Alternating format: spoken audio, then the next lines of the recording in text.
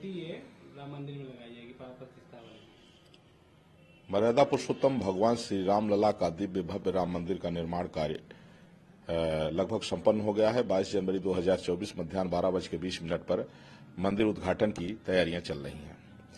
अब रामलला तो वहां से पहले से ही विराजमान है और गर्भगृह में तो जन्म की ही जो है तो मूर्ति लगनी चाहिए।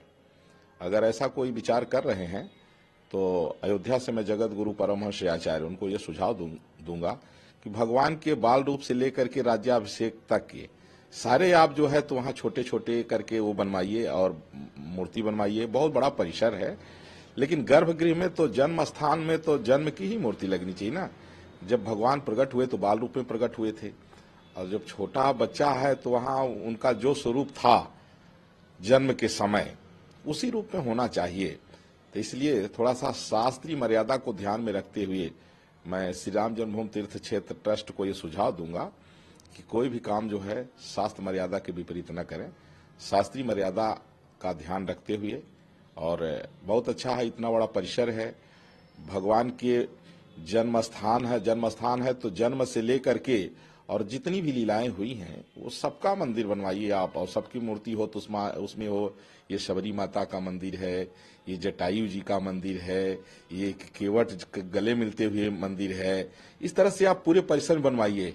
लेकिन जो गर्भगृह है जहां भगवान का जन्म स्थान हुआ है, गर्भगृह में भगवान के जन्म का ही जिस तरह से शास्त्रों में वर्णन है, वेदों में वर्णन है, पुराणों में वर्णन है, वाल्मीकि रामायण में वर्णन है कि भगवान बाल रूप में प्रकट हुए हैं, तो बाल रूप की ही वहां मूर्ति लगनी चाहिए। ये मेरा सुझाव है। लोग देख सकेंगे, लेकिन ये फोटो तेजी से वायरल हो रही है, कितनी सच्चाई है इस फोटो में? अब देखिए, मैं तो यही कहूंगा कि कुछ अफवाहें भी होती हैं। लोग राम मंदिर के पहले भी लोग इस तरह की अफवाहें उड़ाते थे कि दूसरे जगह का किसी मंदिर का एक को लेकर के वायरल कर देते थे, तो वो बात अलग है। अफवाह पर लोग ध्यान न दें, और जन्म स्थान पर जो है भगवान के बाल रूप का ही जो है तो पूरा ध्यान रखा जाएगा, शास्त्रीय मर्यादा का, और बाल रूप की ही वहां मूर्ति लगेगी। और मेरा मानना है कि ट्रस्ट ऐसा कोई काम नहीं करेगा जो शास्त्र विपरीत होगा।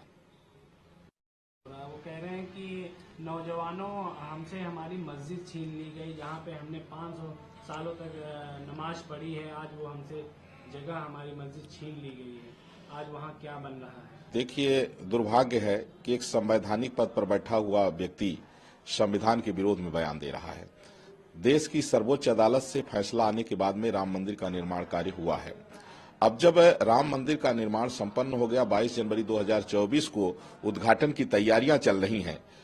सुप्रीम कोर्ट से जजमेंट आने के बाद में दोनों पक्षों ने जो है तो इस बात को स्वीकार कर लिया। कहीं से कोई किसी को इतराज नहीं, कोई दुख नहीं। अब असदुद्दीन ओवैसी को ऐसा लगा कि ये देश जो है तो सत्य की ओर जा रहा है, न्याय की ओर जा रहा है, विकास की ओर जा रहा है, सद्भाव की ओर जा रहा है, भाईचारा बढ़ रहा है। तो असदुद्दीन ओवैसी नफरत की राजनीति करते हुए जिस तरह से उन्होंने बयान दिया है, यह देश में घृणा फैलाने के लिए, देश में नफरत फैलाने के लिए, देश में दंगा फसाद कराने के लिए, जिस तरह से वो युवाओं को भड़का रहे हैं, जिस तरह से उनका बयान आ रहा है कि क्या जो है, क्या आपको नौजवानों, आपको दुख नहीं हो रहा है, क्या तकलीफ नहीं हो रहा है। यह बात जो है असदुद्दीन ओवैसी पूरे देश का माहौल खराब करने के लिए, अशांति पैदा करने के लिए उन्होंने ऐसा बयान दिया है। अगर इस दौरान कोई भी घटना इस तरह की होती है तो असदुद्दीन ओवैसी उसके जिम्मेवार होंगे, और इस बयान का स्वतः संज्ञान लेकर के उनके ऊपर रासुका लगनी चाहिए, क्योंकि उन्होंने देश की सर्वोच्च अदालत के प्रति अनास्था प्रकट करने के लिए यह बयान दिया है। देश में जो है तो दंगा फसाद कराने के लिए बयान दिया है, घृणा फैलाने के लिए बयान दिया है, सद्भाव बिगाड़ने के लिए बयान दिया है। जब कोई काम संवैधानिक दायरे में हो रहा है और उसमें जो है इस तरह का बयानबाजी करना, ये निश्चित रूप से ये आतंकवादी विचारधारा है, और इस पर कार्रवाई उनके ऊपर सख्त होनी चाहिए।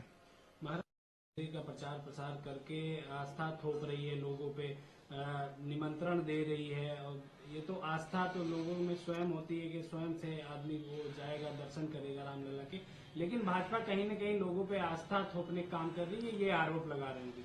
देखिए, जब देश की सर्वोच्च न्यायालय ने जजमेंट दिया था कि एक अलग ट्रस्ट बनाया जाए। तो ट्रस्ट बना और ट्रस्ट बनने के बाद निमंत्रण भाजपा नहीं दे रही है, निमंत्रण ट्रस्ट दे रहा है। और राम ये न भूलें उदित राज कि राम राष्ट्र के नायक हैं, मानव मात्र के आदर्श हैं। प्रभु श्री राम अतीत में अयोध्या नरेश थे, भारत के वो चक्रवर्ती सम्राट थे।